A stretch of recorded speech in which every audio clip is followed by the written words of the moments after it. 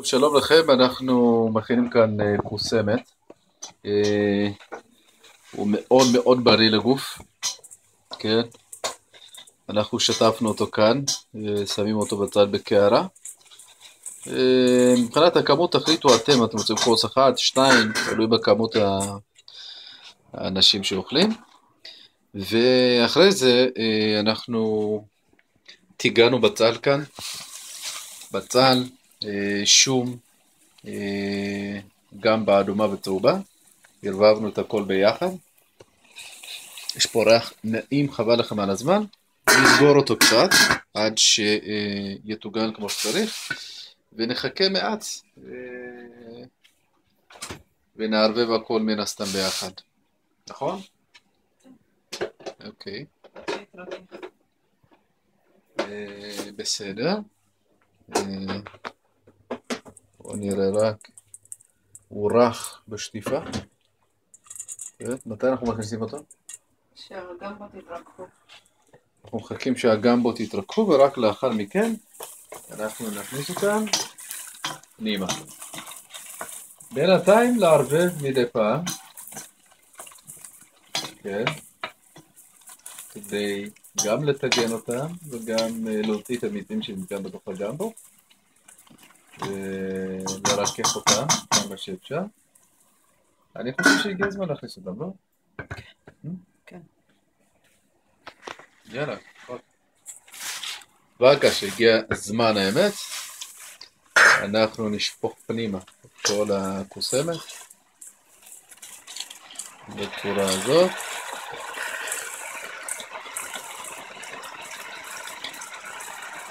מעולה, איזה צבעים יפים. אוקיי, לערבב, ובפנים החוצה ולהפך.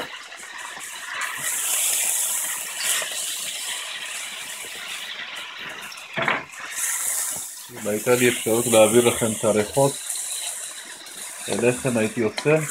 יש פה ריח נהדר של הגמבה והשום ביחד והבצל, וכל זה עובר פנימה לתוך, משחק בתוך הקוסמת, ונקבל ארומה ממש נעימה. גם פה אנחנו מערבבים ויוצרים ונותן לו קצת מכת חום בתוך הסיר. ותכינו מבעוד מועד מים רותחים בכוס. אם יש לכם טעם מבעל וכולי עוד יותר טוב. אז כמות המים שאנחנו שמים זה תלוי כמות הקוסמת. אם שמנו כוס אחד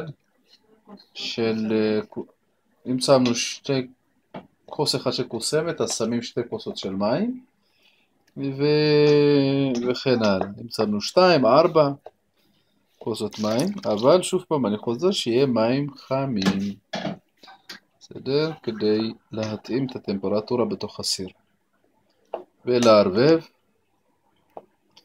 ואני מבטיח לכם שאחרי שזה יצא, אתם לא תרפו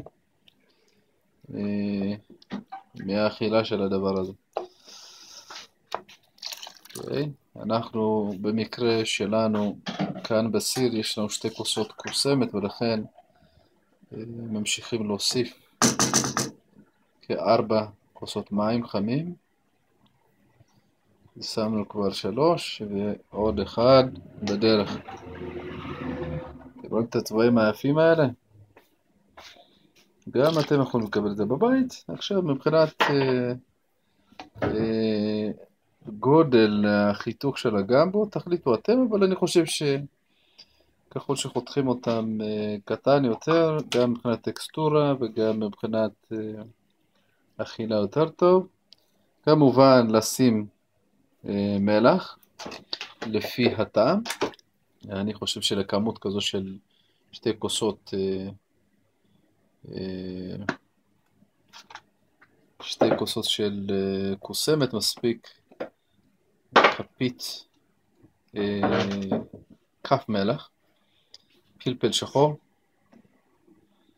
שמנו פלפל שחור כדי להוסיף קצת טעם, וזהו, ערבבנו וסוגרים